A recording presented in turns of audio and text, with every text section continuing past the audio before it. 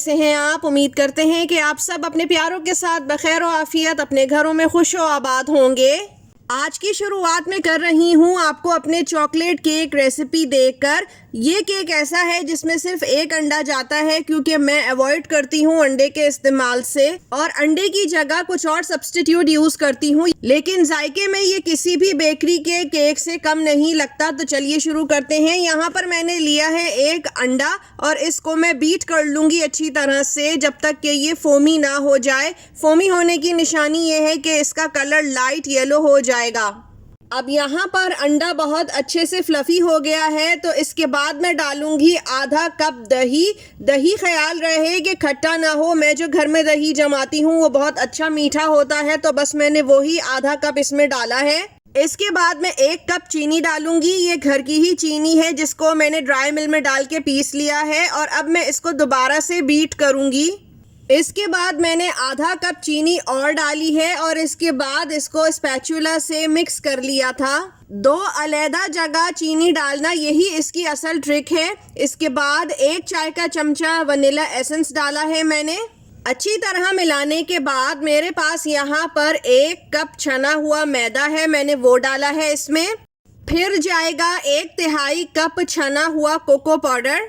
फिर 1.5 चाय का चमचा बेकिंग सोडा डाला है और आधा चाय का चमचा बेकिंग पाउडर डालकर अच्छी तरह से कट एंड फोल्ड मेथड से इसको मिक्स कर लूँगी। ये गाढ़ा मिक्सचर होगा, लेकिन हम इसको पतला करेंगे दूध से। तो यहाँ मैंने 1/3 कप दूध इस्तेमाल किया है। दूध एकदम नहीं डालेंगे, डालते जाएंगे, मिक्स करते जाएंगे जब तक कि हमारे पास परफेक्ट कंसिस्टेंसी नहीं आ जाती बैटर की। मैदे का हिसाब किताब भी होता है, अक्सर कम दूध डालने से भी काम हो जाता है और अक्सर ज़्यादा डालना पड़ता है, क्योंकि मैदा जितना दूध एब्जॉर्ब करेगा उस हिसाब से हमें दूध डालना है, तो रोक रोक के दूध को डालना है। ये इसकी परफेक्ट कंसिस्टेंसी है जो कि रिबन लाइक होती है।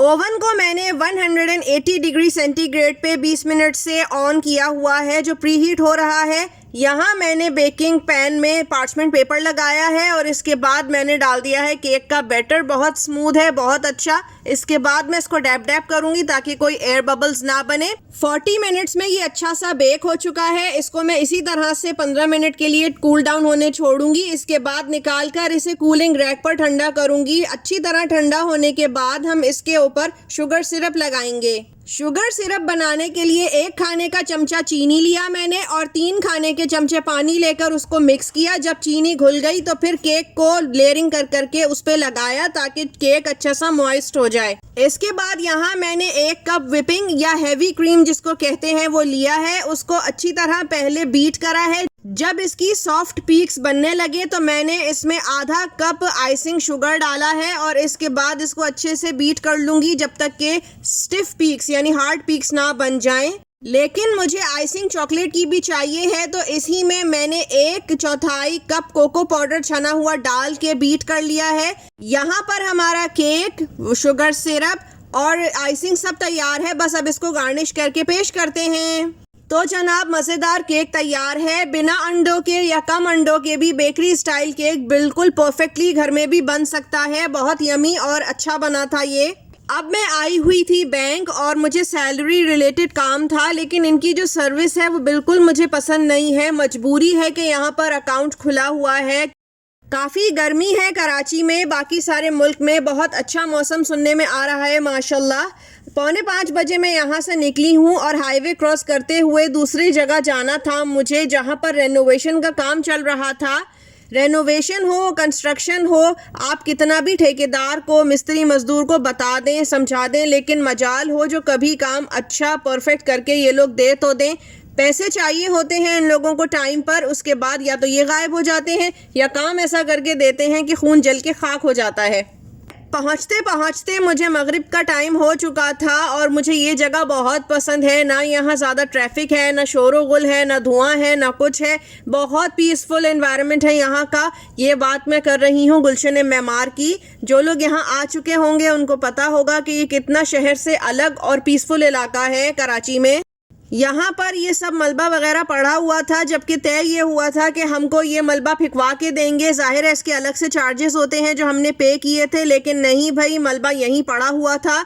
कभी कभी देख के मैं सोचती हूँ कि लोग पता नहीं हलाल करके क्यों नहीं खाते। पैसे लेने होते हैं और इसके बाद काम आधे अधूरे छोड़ के चले जाते हैं। बेशक अल्लाह ताला देख रहे हैं।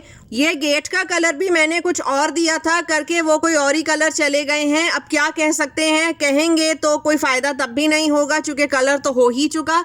लेकिन बहुत अफसोस होता है जब इस तरह की चीज़ें सामने आती हैं। ये देखिए यहाँ पर ये किचन में ये अच्छा खासा अंदर का हिस्सा पेंट किए बगैर ही चले गए हैं, जबकि ये सब चीज़ें कारीगरों को खुद पता होती हैं। मेरे ख्याल से शायद ही कोई ऐसा हो जो ठेकेदार, मिस्त्री, मजदूर और कारीगरों वगैरह से खुश हुआ हो कि इन्होंने टाइम पर अच्छा काम करके दिया हो। जिसको भी देखो, जिनका इन लोगों से वास्ता पड़ता है, सभी अपनी खुदा की पनाह पकड़ रहे होते हैं। ये देखिए रात का व्यू कितना प्यारा है, ऊपर से पूरी रोड ही रोड है और कितना सुकून है। अब हुआ जाता है इस्लामिक सेगमेंट का टाइम। आज जो वजीफ़ा मैं आपको हदिया कर रही हूँ ये बहुत मुजरब है, बहुत आसान है और यकीन जानिए सिर्फ एक इस अल्लाह ताला के नाम को पढ़ने से आपके रिस्क में इतनी बरकत होगी, इतनी फरावानी होगी कि आप खुद हैरान हो जाएंगे कि ये अल्लाह ताला हमें किधर से, कहाँ से, कैसे इतना सारा नवाज रहे हैं कि आपको खुद ही समझ नहीं आएगा। करना आपने ये है कि आपने बस चलते फिरते, उठते बैठते या काबिज़ों का विर्द रखना है। और ख़ासकर ख़वातीन जब खाना पका चुके हैं तो अव्वल आखिर 3-3 मरतबा दुरूद इब्राहिमी के साथ 111 मरतबा या काबिज़ों पढ़ें और इसके बाद खाने पर फूंक मार के दम कर दें। आप कुछ ही दिनों में इसके फ़ज़ाइल देखेंगे। बेशक अल्लाह ताला के नामों में बहुत बरकत है, आपको ज़रूर फरावानी रिज़्क़ मिलेगा इंशाअल्लाह। मुझे उम्मीद है मेरी आज की बातें भी आपको कारआमद लगी होंगी, कुछ हाल दिल बताया आपको। अब मुझे इजाज़त दीजिए, अल्लाह हाफ़िज़।